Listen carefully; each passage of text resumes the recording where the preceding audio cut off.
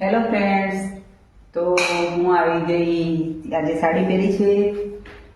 જે અમારા એક પાડોશમાં એક ભાભી જતા રહેતા, એટેક આવ્યો એમનો, તો દેવલોક પામે છે.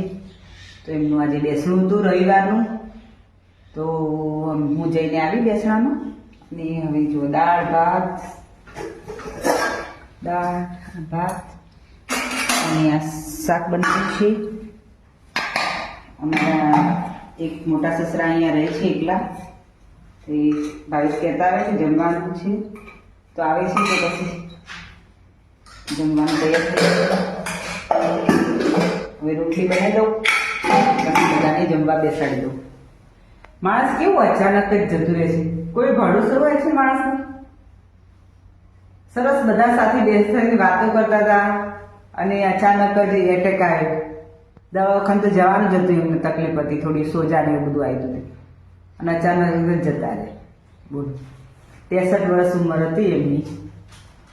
એટલે હવે એ તો જતા રહે, પણ જે એક પાર્ટનર, બેમાંથી એક પાર્ટનર રહી જાય એને એમની જીવન થોડું કઠિન બની જાય છે.